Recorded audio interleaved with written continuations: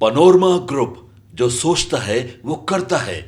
2008 का वो काला दिन जब मुंबई की सड़कों पर गोलियां गूंजी थीं, जब समुद्र के रास्ते आए आतंकियों ने होटल ताज, सीएसटी स्टेशन, नारिमन हाउस जैसे बिंदुओं को रणभूमि बना दिया था। उस दिन सिर्फ इंसानों की जान नहीं गई थी, बल्कि देश की सुरक्षा व्यवस्था, खुफिया तंत्र और न्याय प्रणाली पर भी गहरे सवाल उठे थे। लेकिन उसी हमले के बाद भारत ने सीखा और एक ऐसा हथियार गढ़ा जिसने आतंकवाद को जड़ से पकड़ने का काम शुरू किया। NIA यानी राष्ट्रीय जांच एजेंसी। अब एक बार फिर उसी भयावह अध्याय का एक किरदार तहव्वुर हुसैन राणा भारत की जमीन पर है। अमेरिका से प्रत्यर्पित कर लाया गया ये शख्स 26/11 मुंबई हमलों का कथित मास्टरमाइंड है। मेडिकल जांच के बाद राणा से पूछताछ का दौर शुरू होगा। पहले NIA, फिर रॉ और IB जैसी एजेंसियां भी अपने अपने सवालों की झड़ी लगाएंगी। लेकिन इस केस ने एक बार फिर से देश को NIA की अहमियत याद दिलाई है। और आज के इस वीडियो में हम आपको बताएंगे कि आखिर क्यों बनी थी एजेंसी, ये काम कैसे करती है और क्यों ये भारत की सबसे संवेदनशील जांच इकाई मानी जाती है।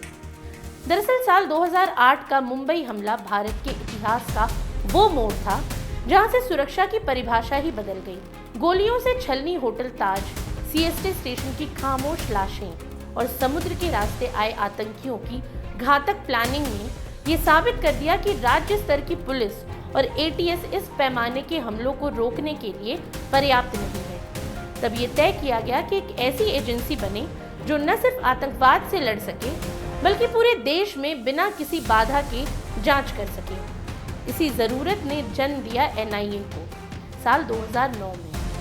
NIA गृह मंत्रालय के अधीन काम करती है और इसके दायरे में सिर्फ बम धमाके या आतंकी हमले ही नहीं, बल्कि ह्यूमन ट्रैफिकिंग, माओवादी हिंसा, नकली नोटों का कारोबार, बायोकेमिकल अटैक की साजिशें और टेरर फंडिंग जैसे बेहद गंभीर और जटिल अपराध भी आते हैं।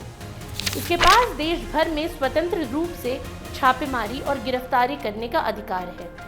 ये एजेंसी जब किसी केस को हाथ में लेती है तो उसका मतलब होता है कि मामला अब केंद्र की सबसे पैनी निगरानी में है। इसके अलावा NIA को सौंपे गए मामलों में वो घटनाएं आती हैं जहां किसी भी प्रकार की आतंकी साजिश या राष्ट्र विरोधी गतिविधियों की आशंका हो, जैसे रेलवे स्टेशन पर बम विस्फोट, धार्मिक स्थलों पर हमला, विदेशी फंडिंग के जरिए भारत में उथल पुथल की कोशिश, ISIS या अन्य आतंकी संगठनों से जुड़ा ब्रेन वॉश और भर्ती अभियान, अंतर्राष्ट्रीय ड्रग या मानव तस्करी के जटिल जाल आदि। यदि ऐसा कोई संकेत मिलता है तो तुरंत NIA सक्रिय हो जाती है। वहीं NIA में काम करने वाले अफसर किसी आम प्रशासनिक सेवा से नहीं आते।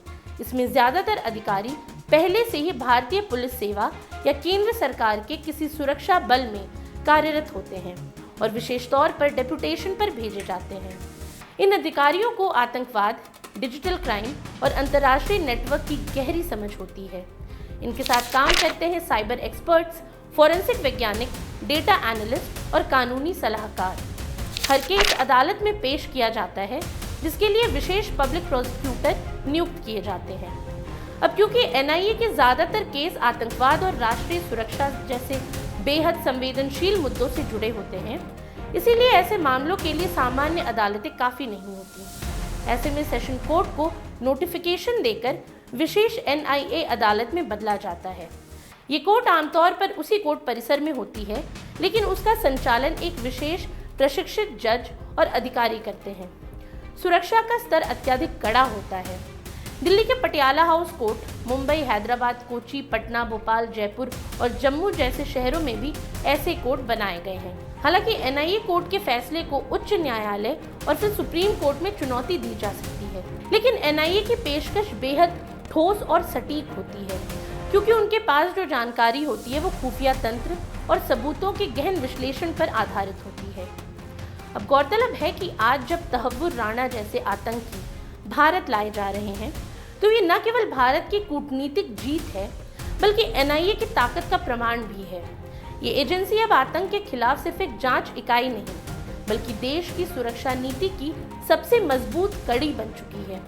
आज तहव्वुर राणा अदालत की कटघरे में है, कल कोई और होगा, लेकिन भारत की न्याय प्रणाली और NIA जैसी एजेंसियों के रहते एक बात तो तय है कि अब दुश्मन चाहे कितनी भी चालाकी से आए, देश अब हर साजिश का हिसाब रखेगा और उसका जवाब भी देगा। आज के लिए इतना ही। ये सामग्री आपके लिए जुटाई थी उर्वशी शेखर ने और वीडियो संयोजन किया था राहुल कुमार ने। ये वीडियो आपको कैसा लगा हमें कमेंट सेक्शन में ज़रूर बताएं और ऐसी तमाम रोचक जानकारियों के लिए बने रहिए न्यूज़ हाट के साथ। और अब तक अगर आपने हमारे YouTube चैनल को सब्सक्राइब नहीं किया तो अभी जाकर करें और Facebook पर हमारे पेज को लाइक और फॉलो करना ना भूलें।